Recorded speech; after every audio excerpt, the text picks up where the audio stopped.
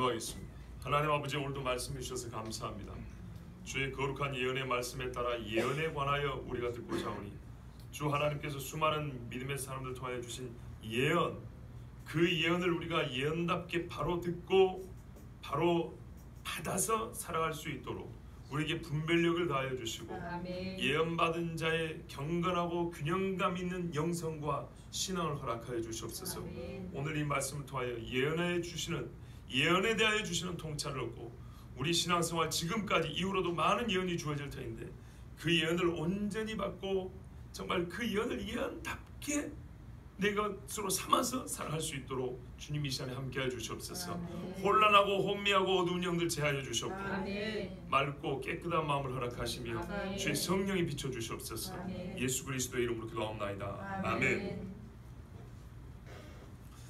네, 오늘 말씀은 사울 왕이 사무엘에게 기름 부음을 받고 네가 왕이 될 것이다 라고 예언을 받을 때 이야기입니다.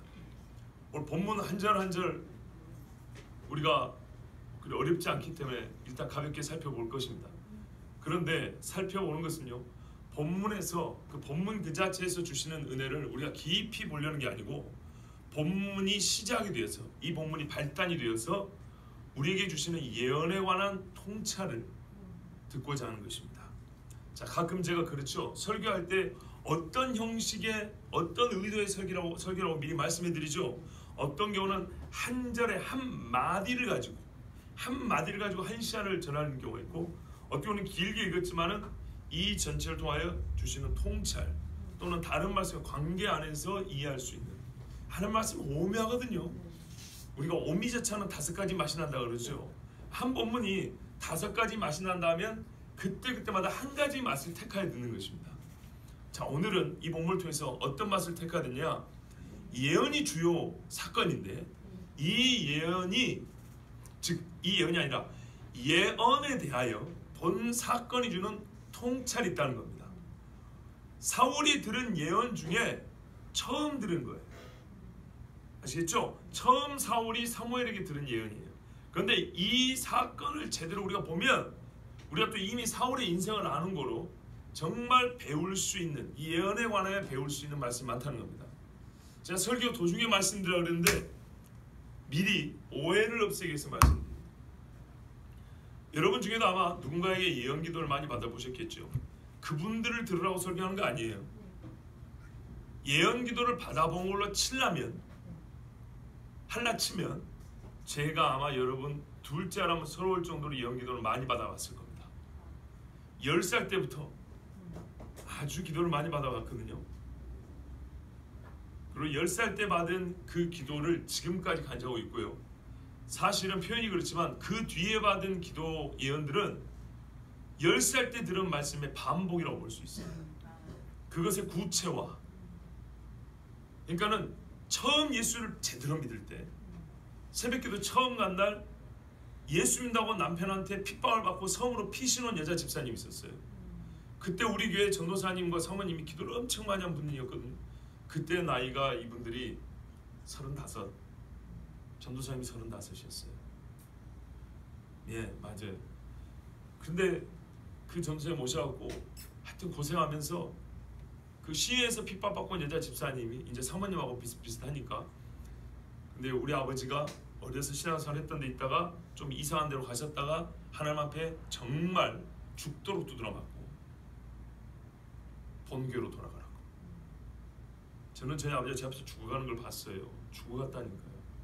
그런데 하나님이 기도하는 사람들 통해서 하신 말씀이, 하나님이 주신 교회가 있는데 어디로 가냐고, 왜 딴 데서 헛짓을 하냐고 하면서 개인의 신앙은 열심히 맞는데 네가 섬기할 때는 네 어려서부터 믿었던 그곳 돌아가라고 정말 죽기 직전까지 때려쳐버렸어요. 여러분도 보셨지만, 그리고 여러분도 인정하는 분이 꽤 계신 줄 알았는데 저희 아버지는 신앙인으로 훌륭한 분입니다. 나는 제일 존경하는 분입니다. 그런데요, 그렇다 할지라도 여러분 다윗 하나님이 쳐버리죠. 정말 제 앞에서 딱 죽어가기 일부 직전까지 봤어요. 그렇게 후드려 쳐버리는, 우리 촌말로 정말로요, 목숨을 거두기 직전까지. 그리고 다시 돌이켜 본교로 돌아갔는데 그때 저를 데려갔어요. 그리고 그 첫 새벽에 어떤 여자 집사님이 피신호 와 있었는데 참 하나님은 여호와의 이름이다. 그 집사님이 저희 부모님과 저를 붙들고 기도를 해줬다고요. 그분이 예언의 은사가 있는 분이었어요. 근데 그때 들은 말, 그 이후로 얼마나 웃긴다는 게 아니라 얼마나 변한지 아십니까? 그 뒤로 제가 가끔 연기를 위해서 욕을 하지만 욕을 안 했어요. 유행가도 안 부르고. 어리기도 했지만 그 이후로 소풍하고 수학여행 가면 할 게 얼마나 많습니까? 그런데 그 10살 때 예언 때문에 삶을 완전히 거룩 정결하게 몇 년을 그렇게 지켜나왔어요. 이게요, 그 예언 한마디가 진실하기 때문에 내 영혼에 박히니까 그렇게 깨달아지고요, 삶이 달라요. 오늘 새 마음을 받죠. 사울도 새롭게 되고요, 또 약간 돌았다가도 결국에는 그 말씀에 성경이 당연하지만 그 예언이 성경적이었기 때문에 다시 붙들리고 돌아오는 거예요. 그런 경험이 어릴 때부터 10살 때부터 지금 30년이 넘었습니다. 30년 동안 예언을 정말 많이 들은 사람이고 아마 둘째가 나면 세월 좀 많이 들은 사람으로서 예언에 관하여 묵상을 해본 거예요. 많은 예언이 있었기 때문에 예언마다 고민할 게 있어요. 긍부정에 고민할 게 있고 생각할 거리고 분별이 필요한 거예요. 나 자신이 예언을 너무 많이 들어봤기 때문에 분별이 필요하다고요. 아마 지금까지 여러분은 신앙생활 중에 제가 조금씩 흘려서 이렇게 분별해야 된다 말씀드렸지만 오늘 이 말씀을 통해서 그 분별 중에 정말 중요한 한 가지, 본문이 가르치는 통찰을 얻고자 합니다. 자, 이에 사무엘이, 그러니까 하나님께서 사무엘을 통하여 사울의 기름 부으라 그랬죠. 그래서 사무엘이 기름병을 가져다가 사울의 머리에 부었습니다. 이 앞사건 아시죠? 사울 집에 암나귀를 잃어버렸거든요. 그래서 사울의 아버지가 사울하고 종을 보내서 찾아오라 그랬어요. 찾다가 못 찾았거든요. 사울이 걱정을 한 거예요. 아버지가 암나귀는 고사하고 우리 걱정하겠다, 돌아가자. 그러니까 종이 그러지 말고 주인님, 주인의 아들이니까 주인님이죠.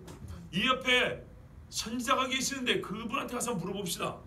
아이, 선지자에 가서 물을 것이오 그랬는데 옆에 있는데 안 물어보면 되겠습니까?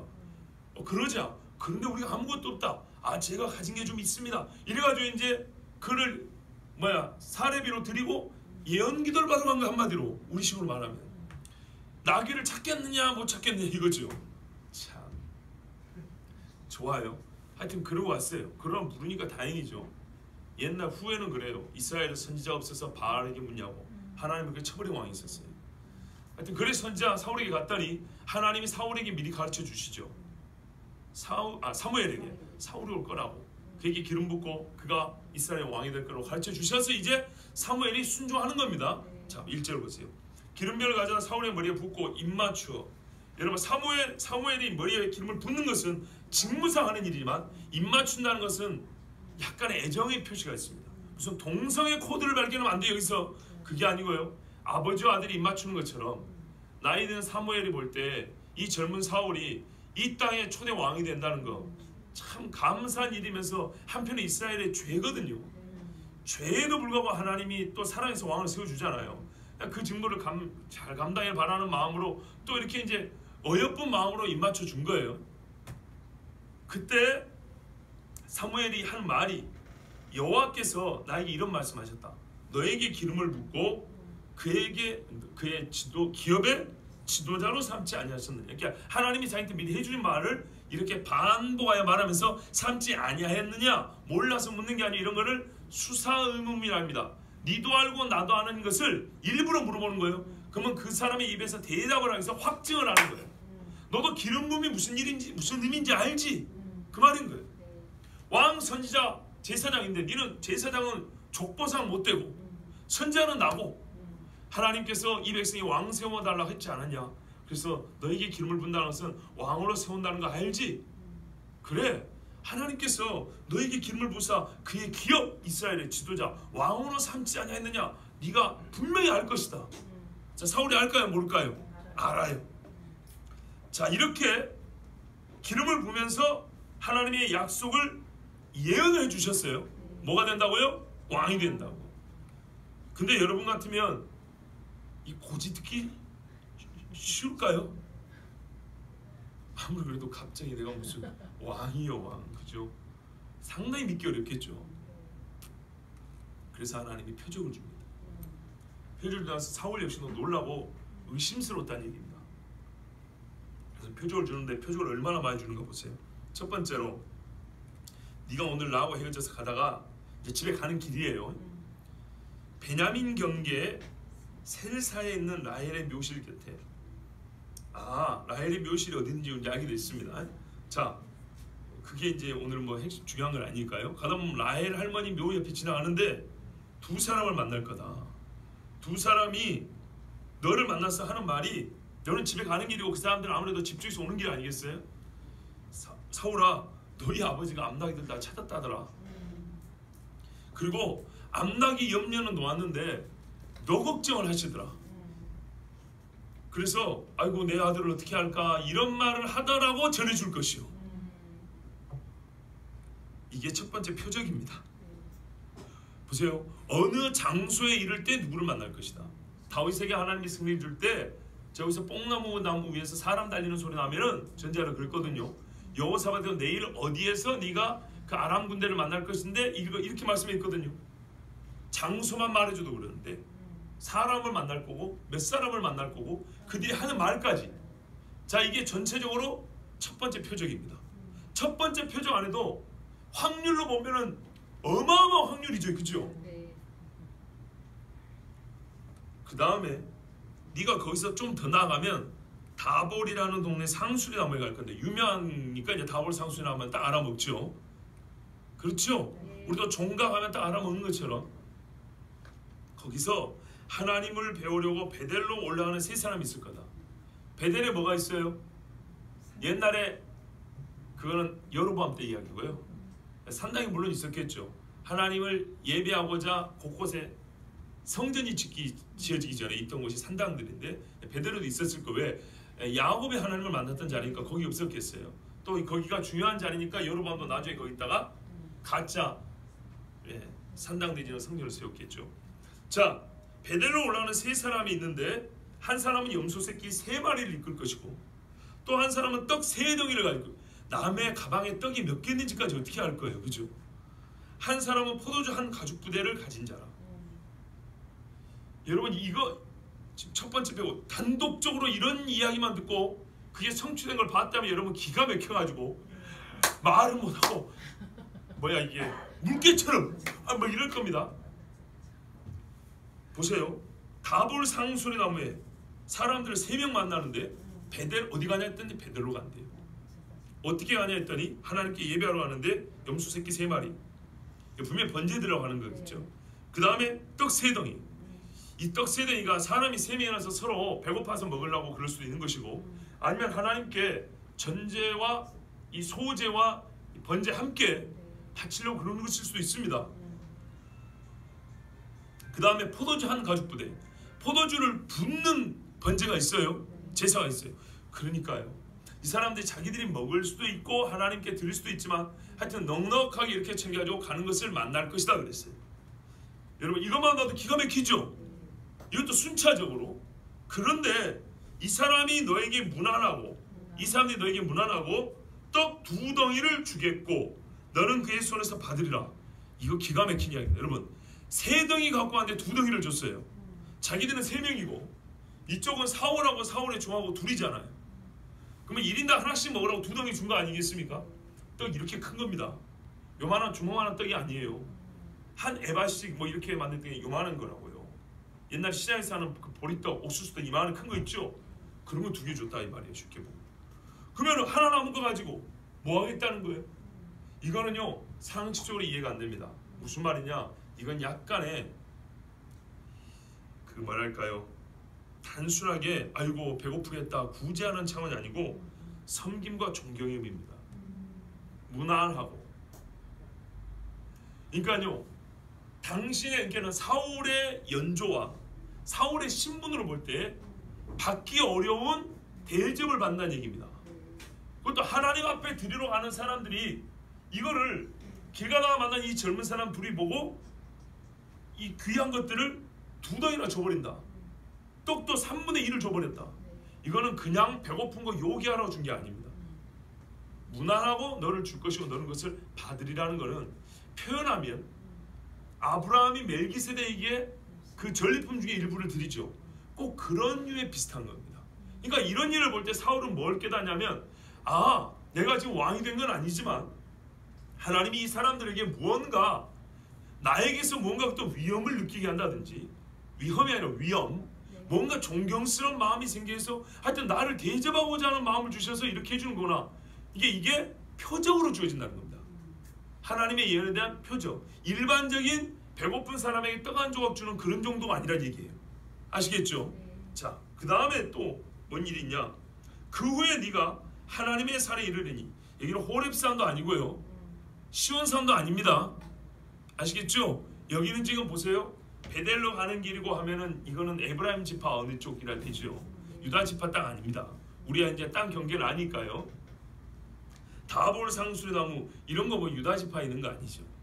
그런다고 저기 애굽에 있는 저기 미디안에 있는 호렙산도 아니죠. 그러니까 하나님 앞에 예배하는 그런 산 중에, 왜냐하면 이 친구가 지금 자기 집에 가는 중이잖아요. 예, 이 친구를 하더라도 이해하세요. 사울이 이때 당시 젊은 나이니까, 저보다 나이가 어릴 때니까, 예, 총각 모르겠을 때 젊을 때예요. 자, 요 산에, 하나님의 산에 이르니까 하나님께 예배하는 그런 특정하게 정해진 산이 있는데, 아니면 역사적으로 중요한 뭐 그리심산 같은 경우가 될 수도 있겠죠. 하여튼 그런 산에 이르는데, 그곳에는 블레셋 사람들의 영문이 있느니라. 이래서 예루살렘도 아니고 호렙산도 아니라는 거예요. 블레셋 사람들이 지경과 가까운 쪽이에요. 그리고 블레셋 사람들이 사사시대 때 와가지고 이스라엘 중에 일부를 점령했던 그 지역이란 말이에요. 하나님 앞에 산당에 있어서 예배하는 그 지역에 블레셋 사람들이 쳐들어와서 영체, 그러니까는 군사기지를 만들고 그 문도 있는 그런 땅이라 이런 말이에요. 자, 거기를 지나갈 때, 그리고 그 마을로 들어갈 때, 그 성으로 들어갈 때 선지자의 무리가 산당에서부터, 그래서 하나님의 산이라고 하죠.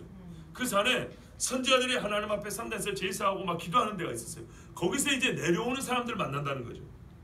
맞죠? 예, 거기서 이제 하나님 앞에 기도도 하고 내려오면서 악기를 연주하면서 예언하면서 막 우리말로 하면 성령이 충만해서 할렐루야 하면서 내려오는 선지자의 무리를, 네가 그 산을 지나고 블레셋 사람들의 영체가 있는 그 옆을 지날 때 산당에서 예배 맞춰 내려오고 예언하며 찬송하는 선지자의 무리를 만날 것이다. 여러분, 이 만남이 계속 이어지죠. 이게 하루 동안의 일하는 일입니다. 그런데 그와 동시에 더 큰 일이 벌어져요. 여호와의 영이 네게 크게 임하리니 너도 그들과 함께 예언을 하고 변하여 새 사람이 되리라. 여기까지 보면요, 아주 자질구레한 거 빼면 한 4개 내지 한 5가지 표적이 주어진 거예요. 그 안에 세밀한 것까지 하면요 10가지 이상의 표적이 주어진 거예요, 하루에.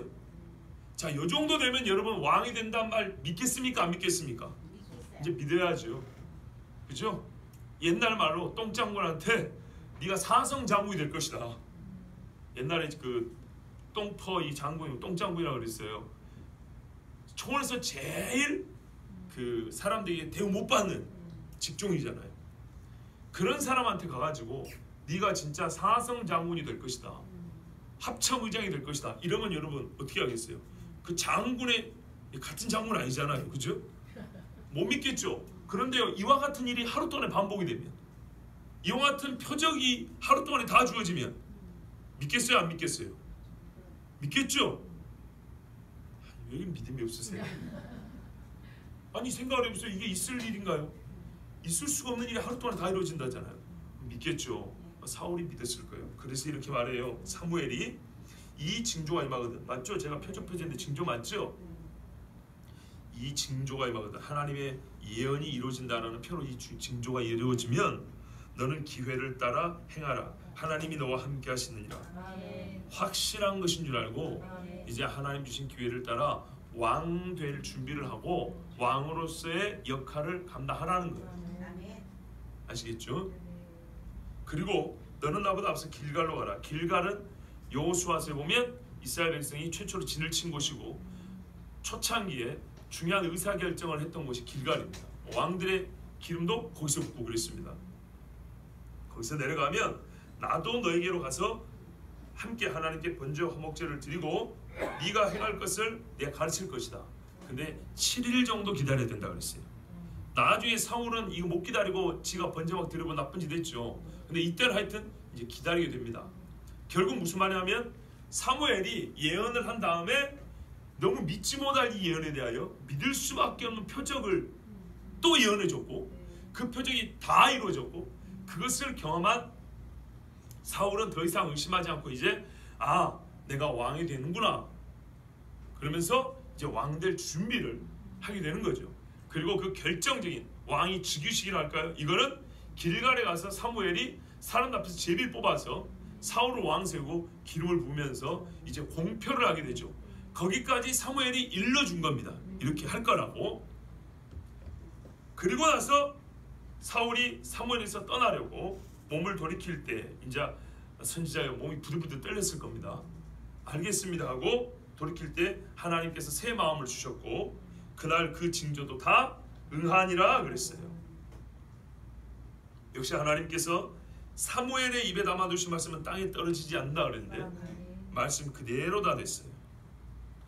그리고 사울이 그의 몸종과 함께 산에 이를 때 아까 말한 그 여호와의 산 있죠? 그 산에 이를 때 선지자의 무리가 그를 영접하고 이게 중요한 겁니다. 단순히 만난 게 아니에요. 사울을 영접하고 왜요? 선지자들이잖아요. 선지자의 영성 있는 사람들이잖아요. 그러면 사무엘이 예언한 거 아니 자기들이 예언한 사람들이 딱 보면 모를까요? 지금 사무엘이 이 젊은 총각이 앞으로 장차 하나님이 어떻게 쓰실까 알까 모를까요? 알죠.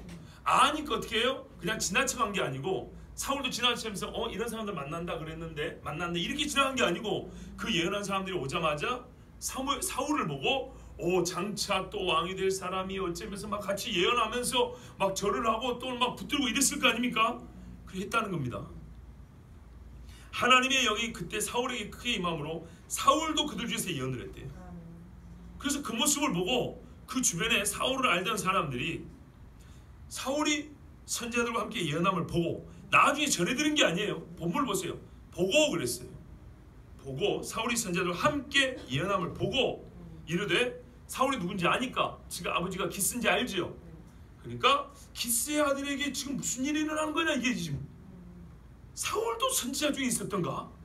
깜짝 놀래 얘기한 거죠. 무슨 말 이 집이 족보상 볼 때 선지자하고는 별 상관이 없는 집이라고요. 이게 우리말 하면 무슨 영적인 측면에서 특별할 게 없는 집이라 그 말이에요. 이 많은 선지자들도 뭐 다 대단한 집에서 선지자 나온 건 아니겠죠. 그런데 이들은 좀 어느 정도 활동을 하고 사역을 하고 경건의 힘도 있고 하니까는 선지자들이 이렇게 생각하지만 사울과 그 집은 전혀 소위 이쪽 방면하고는 거리가 멀다는 거죠. 근데 알던 사람들이 아니 뭐 평상시에 불러불러 했던 집도 아닌데 기스의 아들한테 이런 일이 일어날 수가 있나? 아니 사울도 선지자가 돼? 이러면서 이제 기가 찬 거죠. 이 정도로 하나님의 은혜, 제가 지금 말한 의도는 이렇게 하나님의 은혜가 강력하게 부어졌다는 겁니다. 사무엘이 실로에서 하나님의 장막을 지키면서 하나님의 음성을 듣고 그에게 하나님이 예언을 주실 때 그걸 갖고 누가 와 사무엘이 예언을 이런 사람 없었죠. 그건 당연하다 생각했다고요. 그 어머니가 누구예요? 한나. 근데 사울은 사무엘과 비교해 볼 때 이런 사람이 무슨 예언을 할까 싶을 정도로 정말 어떤 의미에서 어울리지 않는 집에 어울리지 않는 일이 벌어진 거예요. 그러니까 징조화되고 표적이 되는 겁니다. 그것에 어떤 사람은 말하되 그들의 아버지가 누구냐? 도대체 저 청년 아버지가 누구냐? 보세요. 별로 안 유명하죠? 네. 그냥 고만고만 집이에요. 그러므로 속담이 오죽했으면 속담이 되어 이르되 사울도 선지자들 중에 있느냐 하더라. 아마 이거는 훗날 사울이 또 계속 훌륭한 신앙인으로 남았으면 이렇게 안 했을 건데 이건 약간 조롱조잖아요. 네? 한때 선지자 노릇했던 사람이 결말이 뭐냐 하고 그런 조롱조의 의미도 있다고 봅니다. 근데 하여튼 그날 이렇게 사울에게 예언의 영이 임하고 그는 새 마음을 가지고 예언을 선지자들의 무리와 함께한 다음에 산당으로 나갔다 그랬습니다. 자 여기까지 이제 우리가 읽은 본문입니다. 그 이후의 이야기는 우리가 이제 뭐 성경을 개인적으로 보시면 되고요. 자 여기까지 읽고 여러분에게 제가 질문을 해보겠습니다. 일단 산당은 성전이 세워지기 전에 하나님 앞에 제사 드리고 기도하고 예배했던 곳이라 그랬습니다. 또 괜히 이상하게 오해하지 마시고요. 자, 질문 하나 해볼게요. 자, 여기까지 들었어요. 잘 들으세요. 여기서부터 중요합니다. 일단 예언에 대해서는 제 자신이 예언을 많이 받아본 사람이기 때문에 스스로 받은 예언에 관하여 성경적 검토가 필요하고 확인과 검증과 분별이 필요하기 때문에 일단 제 자신에게 필요한 말씀이었고요. 그리고 여러분 중에 아마 적지 않은 분들이 예언을 받아보셨을 겁니다. 그 중에는 제가 아는 것도 있고 제가 모르는 것도 상당히 있을 거라고 봅니다. 그러니까 여러분 자기 자신만 아는 문제인데 이제 분별하고 정말 예언을 예언답게, 예언이 보통 복인데요, 복답게 받고 정말 복 있게 살 수 있는 통찰력을 줄 거니까 잘 들으셔야 됩니다. 하나님 말씀 주는 통찰입니다. 그래서 제가 질문을 던집니다. 만일 누군가가 시골의 작은 집 아들인 나에게, 나를 대입하세요. 나에게 와가지고 너는 왕이 될 것이다 예언을 해준다면 여러분 기분이 어떻겠습니까? 한 가지만 얘기하세요. 좋아요, 안 좋아요? 좋지요. 일단 좋지요. 그 증거로, 거기다가 그 증거로 사울이 경험한 것 같은 이런 표적이 하루에 다 일어난다면 나 자신은 왕이 될 것을 의심할까요? 확신할까요? 확신하겠죠. 뭐 현대용어로 바꿔서 표적을 한번 다시 말씀해 줄까요? 안 해도 되겠죠? 충분하죠. 예. 그리고 이때, 자 지금 중요합니다. 지금부터 보는 것은 바로 이 순간입니다. 이러한 예언이 주어진 그날, 표적이 다 응한 그날, 바로 그 당시를 말하는 겁니다. 그 당시에 누군가가 이 예언을 주신 하나님의 심정, 나에 대하여, 이때로 말하면 사울에 대한 하나님의 심정을 묻는다면 여러분 뭐라고 대답하겠습니까?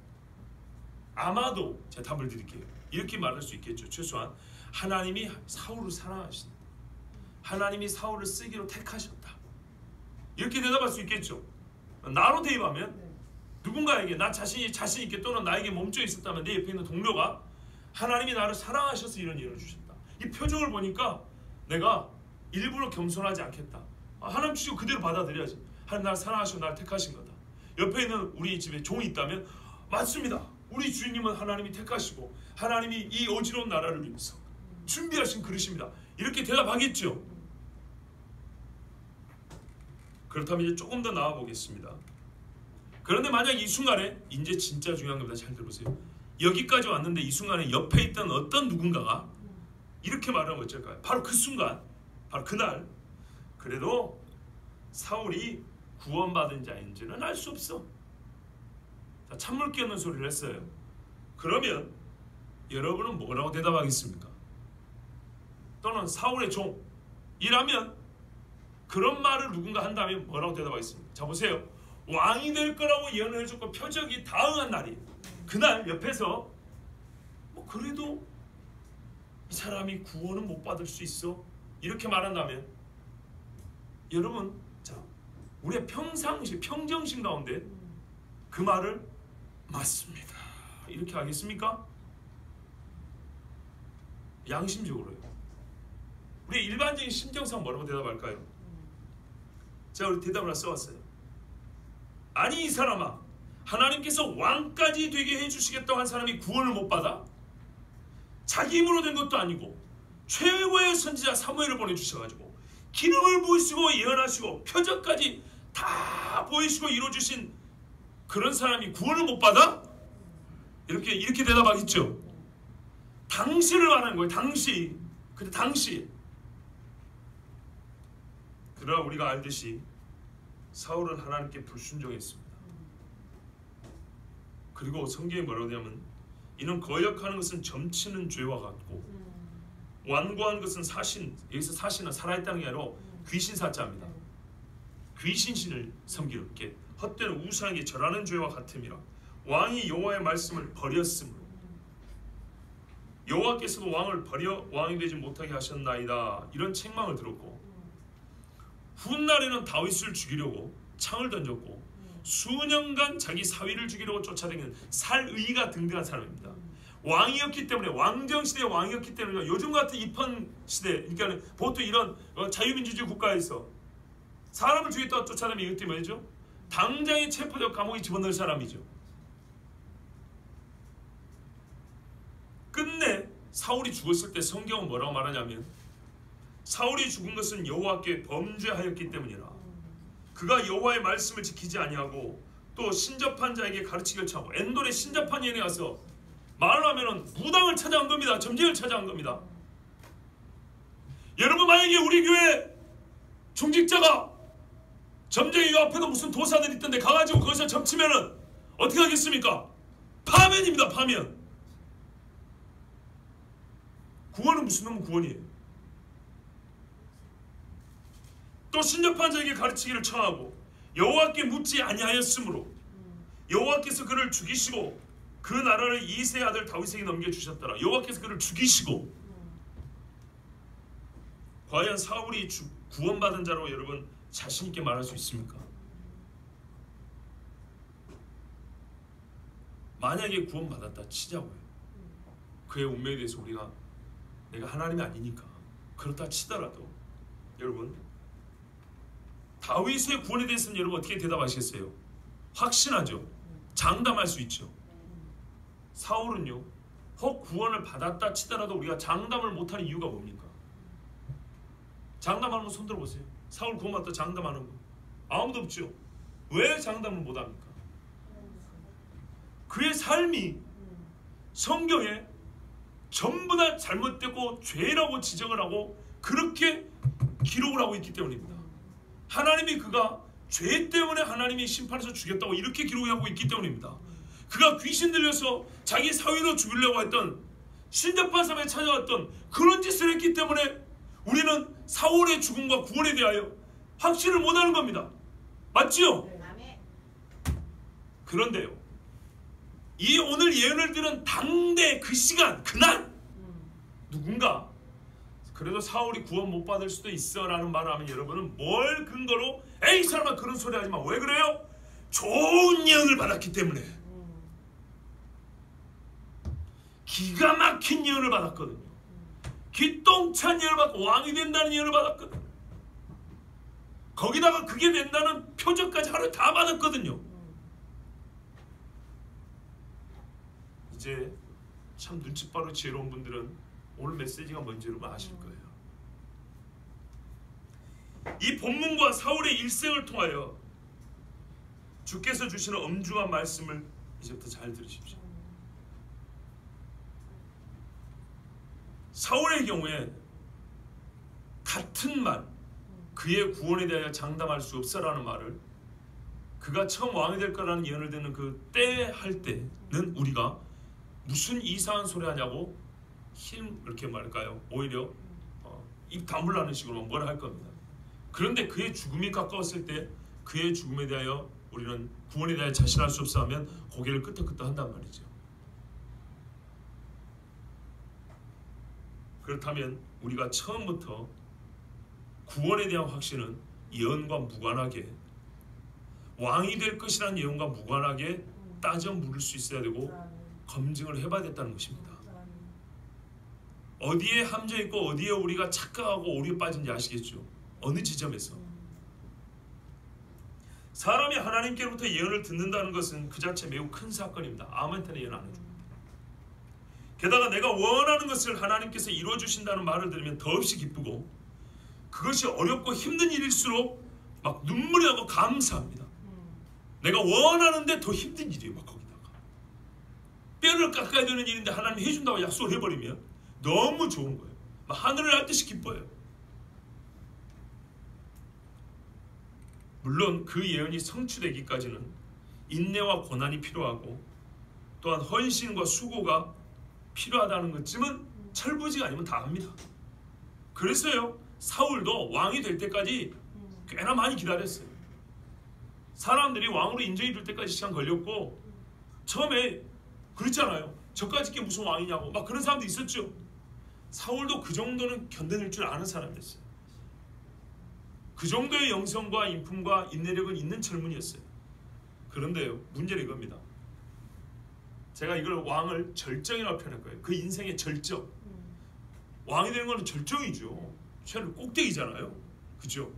그 인생에 있어서 왕이 된 그 절정의 순간까지 이르기까지는, 왕이 된다 했으니까 그 왕이 된다는 예언이 성취되는 절정의 순간에 이르기까지는 충실하게 순종했고 열심히 기도했고 기다리고 인내하였지만, 하나님의 말씀은 그 이후를 예언해 준 건 아니었어요. 바로 그 절정까지 했어요. 절정까지. 그리고 그 절정에 이르기까지 사울은 진짜로 예언답게 받은 사람이었어요. 그 삶을 보면 그래요. 그런데요, 이 복된 순간 사람들이 생각하지 않은 몇 가지가 참으로 불행한 결말을 이야기합니다. 사울도 이 세 가지 정도만 생각했으면 본인이 그렇게 불행한 결말을 안 맞았을 겁니다. 제 말이 맞는가 틀린가 생각해 보세요. 다시 말씀드립니다. 제가 지금 계속 강조하겠어요. 여러분 중에 아마 제가 예언을 제일 많이 들었다 할 정도로, 나는 10살 때부터 예언을 많이 듣고 산 사람이기 때문에 나 스스로의 예언에 대하여 정말 성경적으로 연구하고 통찰의 시간이 반드시 필요했던 거고, 하나님이 때가 되어서 지금, 왜냐면 저도 고민한 게 많거든요. 왜냐면 나도 예언들 하면 지금 벌써 나 겁나 유명한 사람 돼야 되거든요.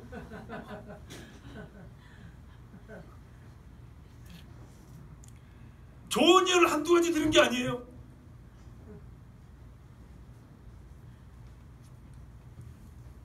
그게 안 됐다고 해서 지금 화를 내는 게 아니고요. 예언에 대하여 그러니까 성경적으로 우리가 살펴봐야 되고 성경에서 교훈을 배워야 된다 그 말이에요. 내가 들은 예언은 우리가 인간적으로 생각하면 사울이 들은 예언에 비하하지 못할 수도 있어요. 사울은 왕이잖아요. 물론 하나님 앞에서 네가 하나님의 종이 될 것이다, 이것이 왕보다 작다고 생각 안 합니다. 그 외에도 많은 예언이 있었는데 이 모든 예언을 들은 입장에서 어떻게 이것을 내가 분별하고 받을 것이며 또한 그 예언받은 사람으로 살아갈 것인가에 대해서는 말씀이 나에게 가르쳐줘야 된다는 거예요. 자, 이런 때 우리가 오류에 빠질 수 있는 몇 가지인데 이 세 가지만 물어봐도 적어도 그런 불행한 결말은 안 맞습니다. 첫째, 하나님은 한 가지 또는 두 가지를 예언해 주셨다는 사실입니다. 우리의 모든 것을 다 예언해 주시거나 모든 것을 다 약속해 준 게 아닙니다. 네가 왕이 될 것이라고 예언해 준 것이지, 네가 왕이 되어서 어떻게 살 것인지, 왕으로서 치세를 얼마나 잘할 것인지, 그런 것까지 다 예언해 주지 않았습니다. 두 번째요, 예언해 주신 것이 가장 중요한 것이라고, 가장 큰 복이라고 말씀하지도 않았습니다. 그거는 자기가 그렇게 결론을 내고 평가한 겁니다. 왕이 된다는 것보다 더 좋은 일이 어디 있으랴라고 자기가 그렇게 여긴 것이지, 자기라기보다는 우리 모든 일반적인 우리의 통념이 그런 것이지, 하나님이 언제 왕 된 것이 제일 좋은 거라 그러는가요? 지금 이 나라의 왕이 필요하고 내가 너를 왕으로 삼겠다는 것이지, 그것이 사울의 영과 사울의 운명에 있어서 제일 좋은 것이라고 말해준 적이 없습니다. 보통은 내가 제일 중요히 여기는 것일 뿐입니다. 세 번째는요, 예언하시고 성취시켜 주신 일이 비록 좋은 일이고 우리 식으로 하면 긍정적인 일이고 하나님께 기쁨이 되는 일일지라도 그 일이 아니라 당신이 어떤 사람이 되는가는 별개 문제입니다. 무슨 말인지 다 이해되시죠? 당신이 왕이 된다, 왕이 되는 일이 너에게 있을 것이라는 거고, 네가 하나님 앞에서 어떤 사람이 되는가는 별개 문제인데 우리의 통념은 뭐예요? 아니 왕을 시켜준다는데 하면 그 사람이 신앙생활을 개판을 하겠어? 그런 식의 사고방식은 하나님이 우리에게 허락한 게 아니에요. 한쪽을 붙들면 한쪽이 자동으로 따라옵니까? 그렇지 않다는 겁니다. 그런데 우리가 그래서 바로 인본주의적 신앙이라는 거예요. 사람들이 생각할 때 제일 좋은 것이라고 생각하는 그것이 예언으로 약속이 돼버리면 나머지 것들은 자동으로 따라올 줄 알아요. 자기 생각이 또 제일 좋은 건데 하나님 생각 이게 제일 좋은 게 더 좋은 거 있을 수도 있는데 내가 이게 제일 좋은 거니까 이것만 보고 이거는 또 뒤로 딱 가려버린다고요. 보통 예언은 한 사람의 삶에 있어서 절정에 관한 내용이 주를 이룹니다. 무슨 말이냐면 예를 들면 아까 말씀대로 가르치는 자에게는 그 가르침의 성공과 제자들이 세워지는 것. 선생에게는 선생 노릇에 대한 예언을 주로 줍니다. 맞지요? 안 그래요? 그럽니다. 여기서 군인 같으면 전쟁의 승패에 대한 예언을 주지요. 상황과 환경에 맞게 그 사람이 주로 하고 있는 일, 그 사람의 주 관심사에 대한 예언을 준다고요. 보통은 그래요. 사업가는 사업의 성공과 부의 증가에 관한 예언을 줍니다. 사업하는 사람한테 와가지고 당신이 앞으로 공부를 많이 해가지고 박사 이런 예언 안 준다고요. 관리와 왕에게는 국가의 흥망성쇠에 대한 예언을 주기도 합니다. 고레스에게 주신 예언이 뭐예요? 벨사살에 준 예언이 뭐예요? 다니엘에게 준 예언이 뭐예요?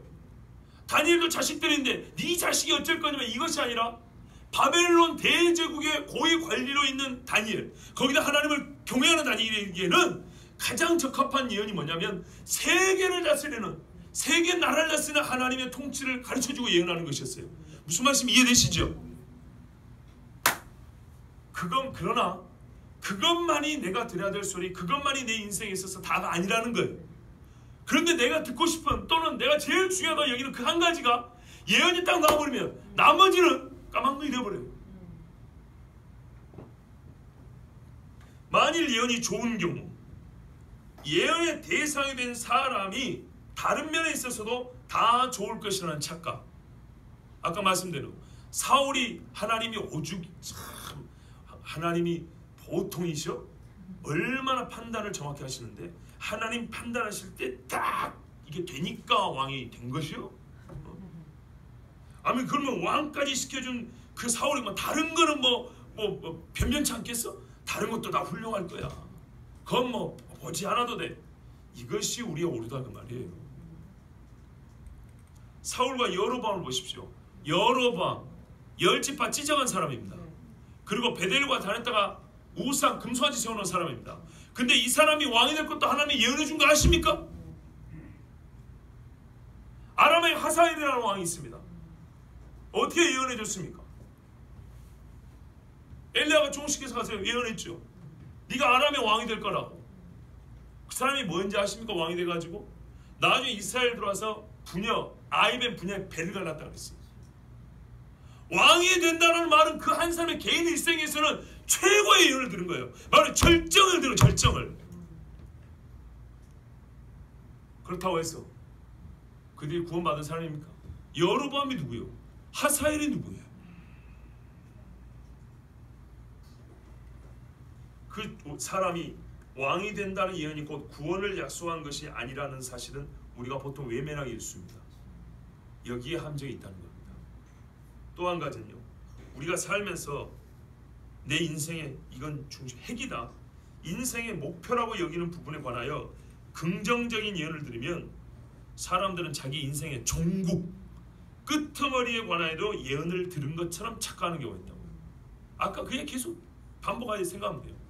절정, 왕이 된다는 예언 들었더니 이 절정이 너무나 비당하기 때문에 그 사람의 인생의 결말도 그와 같을 거라고 생각을 한다고요. 천만에요. 절대 그렇지 않습니다. 종국에 대한 예언이 아님에도 이미 그 종국에 관한 문제는 신경 쓸 필요도 없는 것처럼 행동하는 경우가 더 있습니다.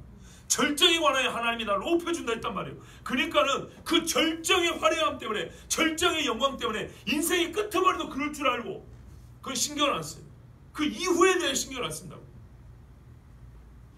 오직 하나님께서 이루어주신다는 그 일에만 목을 메고 그것이 확보되었기 때문에 다른 일, 바꾸면 나로서 하나님 앞에서의 신자로서 나의 삶은 최선의 것들을 추구하지 아니하고 다양한 면에 있어서 온전하게 채워야 될 분량들은 소홀히 하는 일들이 있어요. 그러면서 누가 그걸 걸치면 내가 왕이야 왕, 하나님이 왕 시켜준 사람이 하고 그 부정함을 핑계대고 넘어간다고요. 부정하지 않은 것처럼. 그러다가 결국 사울처럼 망하는 사람들이 있습니다. 겸손해야겠죠. 자기 자신을 늘 돌봐야겠죠. 한 가지 더 추가로 말씀드립니다.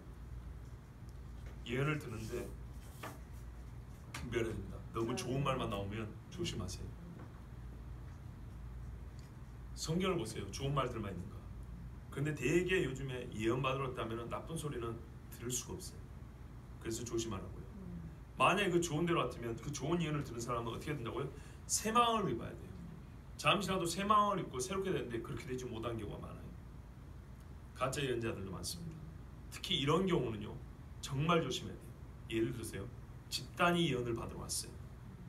집단적으로 예언하는 것도 문제지만 집단이 예언을 받으러 왔는데 한 사람씩 예언을 해주긴 해야죠. 한 사람씩.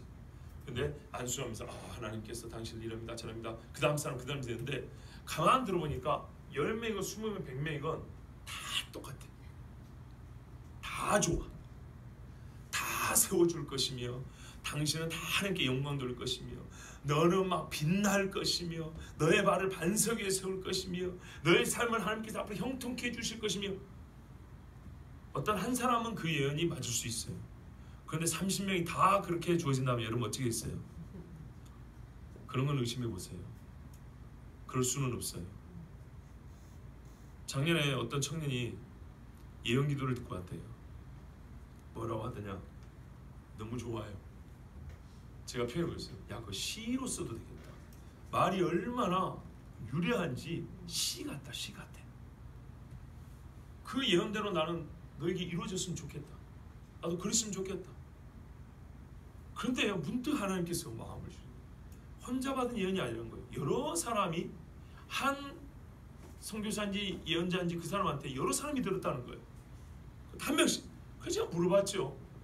근데 그분이 다른 사람들은 어떻게 예언하더냐 물어보니까 다 자기하고 비슷하게 예언해 줬대요. 그래서 제가 그랬어요. 그건 의심해야 한다. 솔직히 물어보자.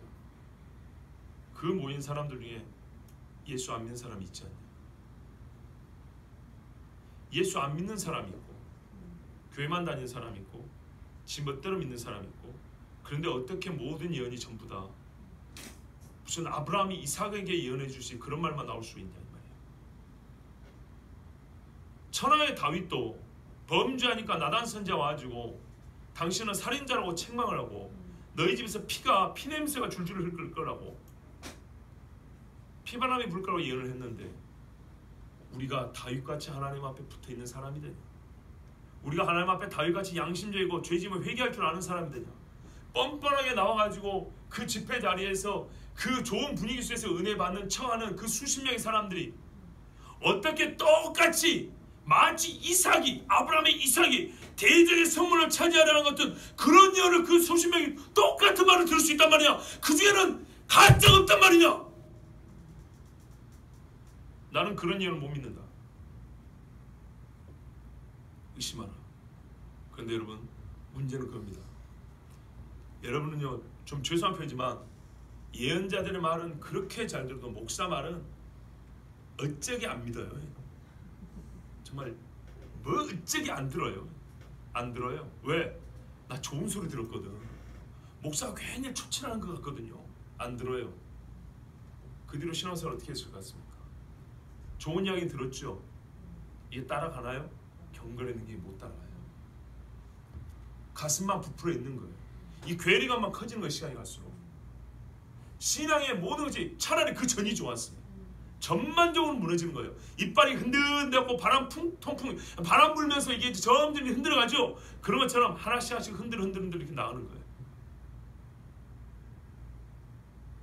제가 오늘 예언 이야기하는 것은 매우 목회적이고 현실적인 문제 때문에 전하는 겁니다.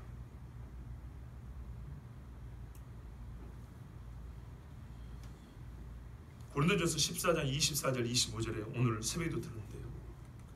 예언의 주 기능에 대하여 성경에 말하고 있습니다. 은사장이잖아요. 고린도서 12장 13장 이어서 14장까지 교회에서 하는 예언에 대해서 이렇게 말합니다. 보세요. 교회 공동체 어떻게 예언하고 왜 예언이 주어지는가 하면은 자 보십시오. 하나님이 주신 1차적 예언의 기능입니다. 고린도전서 14장 24절 25절 제가 읽겠습니다. 그러나 다 예언을 하면 앞에 방언이 나옵니다. 방언 그 자체 좋지만은 이제 막 온 사람들 앞에서 전부 다 방언하면 미쳤다 하리라 그 말이고요.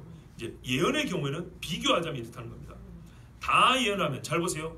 한 사람이 아니라 다 할지라도 유익이 있다 이 말입니다. 다 할지라도 방언은 교인들이 다 해버리면은 새로운 사람들은 이상하게 생각할 수 있는데 예언 같은 경우는 이런 기능이 있다. 믿지 아니하는 자들이나 알지 못하는 자들이 들어와서, 자 여기까지 멈출게요. 와, 이 사람들은 미래를 아는구나 하고 와 신기하다, 하나님이 살았구나, 할렐루야 그럴까요? 그런 측면으로 생각하는 게 우리가 완전 인간적으로 예언을 생각하는 거예요. 성경의 예언은 그러라고 준 게 아니에요. 보세요, 성경 말씀. 모든 사람에게 책망을 들으며, 예언하는 모든 사람이 불신자 왔을 때 당신은 하나님을 거역한 자요, 당신은 하나님을 업신여긴 자요, 이렇게 책망을 한다는 거예요. 제가 저번에 그랬죠. 정죄를 하면 안 된다고요. 에스겔 마른 뼈들이 당신은 무조건 지옥이야 이렇게는 아니라고요. 그러나 현 상태에서는 분명히 말한다고. 당신이 현재 마른 뼈라고. 근데 하나님이 살릴 수 있어. 문제는 뭐예요? 회개하라 이 말이에요. 이게 예언의 기능이라는 얘기입니다. 그 심령이 보이니까 모든 사람의 책망을 들으며 모든 사람의 판단을 받고 그 마음에 숨은 일들이 드러나게 되므로 엎드려 하나님께 경배하며 하나님이 참으로 너희 가운데 계시다 전파하리라. 이게 예언이에요. 기분만 좋아가지고 막 들떠가는 게 아니고 하나님 해준다 했어, 이게 아니에요. 진짜 예언은 그 마음에서 하나님이 경외하는 마음이 들어가지고 죄가 있으면 두려워 떨어서 엎드려야 되는 거예요. 저희도 그런 경험이 있어요. 여러분이 개인적으로 이렇게 설교 시간에 말씀드리기 곤란하지만 중학교 3학년 때 있었어요. 참 하나님 앞에 부끄러운 일이 있었어요. 근데 우리 집에 예언하는 여자 선생님 왔어요. 나를 기다리고 있어요. 환장하겠네. 그분 갈 때까지 나는 밤에 안 들어가고 기다리고 있는데 그분은 내가 올 때까지 기다리고 있어. 들어갔죠. 그런데요, 나보고 누구래요? 제한테 좀 심장이 안 좋다.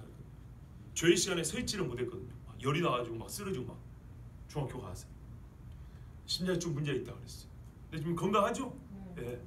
근데 딱 이렇게 배에 손을 얹고 기도하고 앉았는데 하나님이 저에게 사실은 그날은 책망이었어. 내가 너를 사랑한다 그랬는데 나는 내가 감히 하나님 앞에 사랑을 받지 못할 정도로 죄인인 걸 알아요. 얼마나 울었는가 몰라요.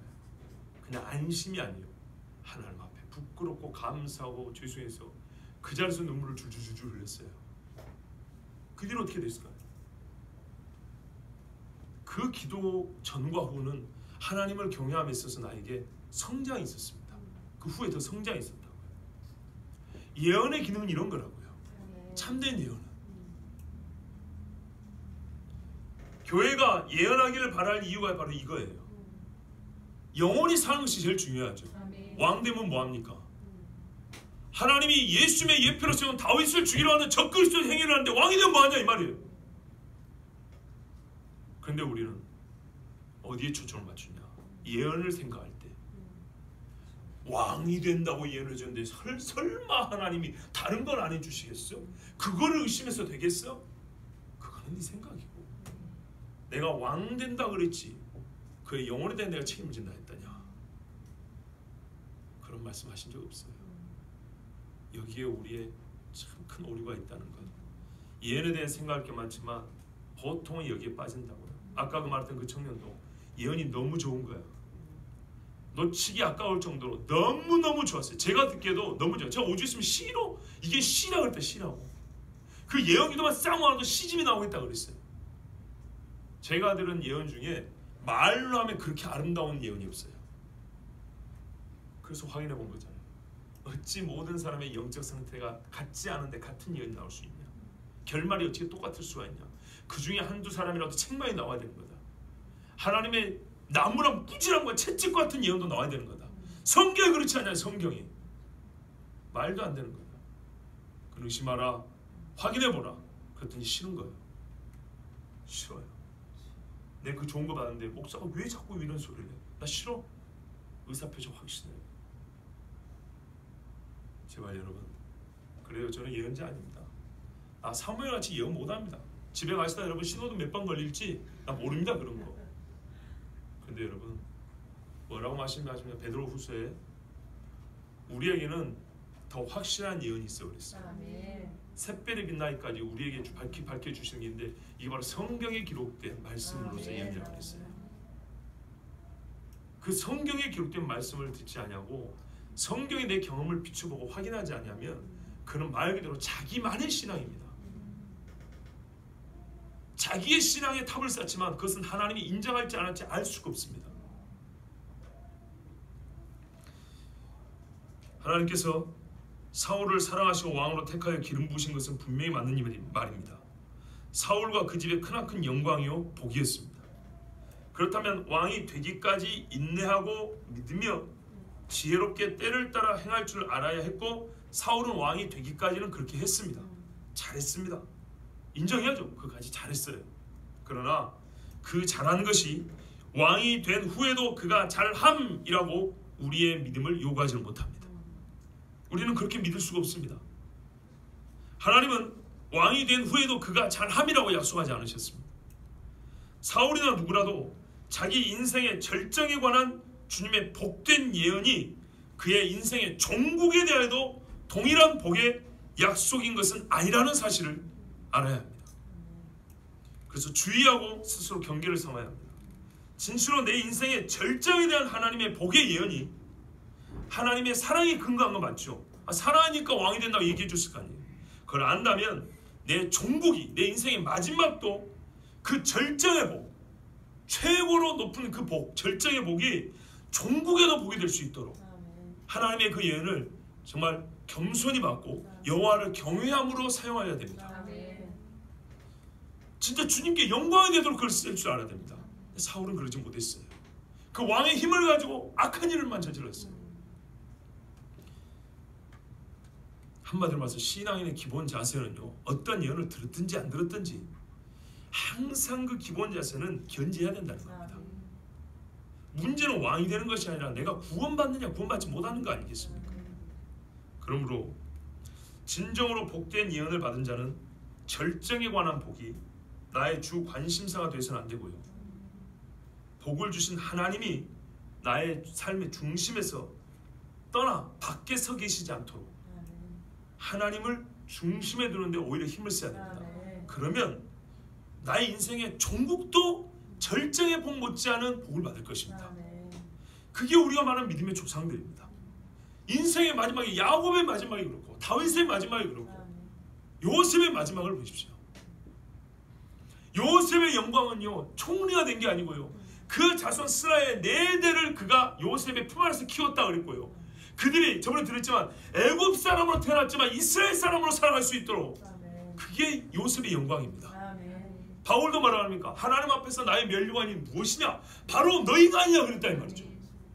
교회를 몇 개 세운 것이 아니고 자기가 빚받아 이런 게 아니고 하나님의 말씀에서 구원받은 영혼들, 하나님께서 나에게 영광을 주시면 바로 당신 영혼들을 위해 통해서 나에게 영광을 줄 거라고, 면류관을 줄 거라고 바울이 그랬다 이 말이에요. 왕이 된 게 문제가 아니에요. 총리가 된 게 문제가 아니라고요. 구원받은 자로서 하나님께 영광을 돌리고 주의 보좌 앞에 나가는 그런 신자가 되기를 원하신다면 예언이 없어도 감사하시고 그것은 더욱 하나님께 모든 걸 맡길 수밖에 없는 거니까요. 그럼 혹 예언이 있더라도 그 예언을 분별하시되 특별히 그 중에 내 인생의 절정에 관하여 너무 좋은 예언이 있다 하면 그걸로 마치 우산처럼 꼭대기가 뾰족하니까 사방팔방 이렇게 다 들어오는 것처럼 그런 생각하시면 곤란하고, 예언은 그렇게 주는 건 아닙니다.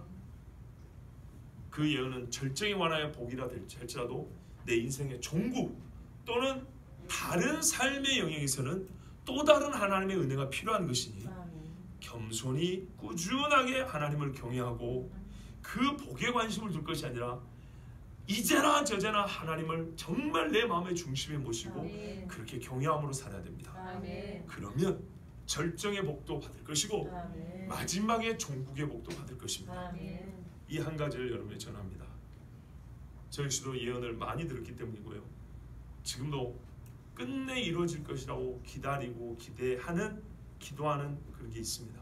근데 그것은 하나님께서 약속해 주신 10살 때 약속해 주신 것은 많은 사람의 높임 받는다는 얘기도 아니었고요, 많은 사람이 따라온다는 얘기도 아니었어요. 소위 우리가 인간적으로 말하는 목회 성공이라는 말이 아니었어요. 그런 말씀이 아니었어요. 궁금하죠? 그건 제 거니까요. 나는 그것이 감사하게도, 근데 그 예언의 말씀은 성경에 보면 종국이 이러한 사람에게 준다는 예언이었어요. 나는 그래서 감사해요. 인생의 중간에 네가 이렇게 될 것이다 이것이 아니고요. 성경에 보면 끝까지 이런 사람은 이렇게 되리라 할 때 그것을 예언을 해줬다고요. 그러니까 그것을 듣고 내가 확신하고 감사한 거냐면 끝까지 이렇게 한 사람은 이렇게 해준다 그랬는데 나에게 이렇게 해준다는 얘기는 내가 끝까지 하나님만 붙어있다는 얘기잖아요. 그래서 제가 그 예언만큼 붙들고 있어요. 사람이 높임 받는 게 아니고 어떤 일이 있어도 네가 끝까지 이길 것이다. 그러면 그 이기는 자에게 내가 뭘 줄 것이다 그랬거든요. 요한계시록 나온 말씀이었어요. 나는 어릴 때 그게 뭔지도 몰랐어요. 그냥 듣기에 좋아가지고 기분은 들던데 나중에 성경에 보니까 참으로 알았어요. 끝까지 이기는 자에게는 내가 이렇게 준다 했으니 아 이렇게 준다는 말은 적어도 내가 구원을 받겠구나. 이 땅에서 사람들에게 높임을 받는 그런 인물은 못 돼도 구원만큼은 확실하겠구나. 그런데 그것이요 그런 예언이었기 때문에 내가 세상으로 돌다가도 다시 돌아올 수 있는 것이고요. 내가 하나님 앞에 우쭐하다가도 다시 내려갈 수 있는 것이고요. 또는 침울했다가도 다시 올라올 수 있는 것이고요. 말 그대로 하나님 앞에 제자리에 설 수 있게 하는 예언이었어요. 다른 예언은 사람의 심령을 그렇게 제자리에 두어요. 그런데 그렇지 않냐고 흔들흔들하게 하는 예언들은요 의심해 봐야 합니다. 그리고 그 예언을 붙들 것이 아니라 다시 말씀 앞으로 돌아와서 하나님을 중심으로 모셔야 합니다. 그러면 분명히 내 인생의 마지막도 하나님 주신 복된 자리에 설 줄을 믿습니다. 우리 함께 기도하겠습니다.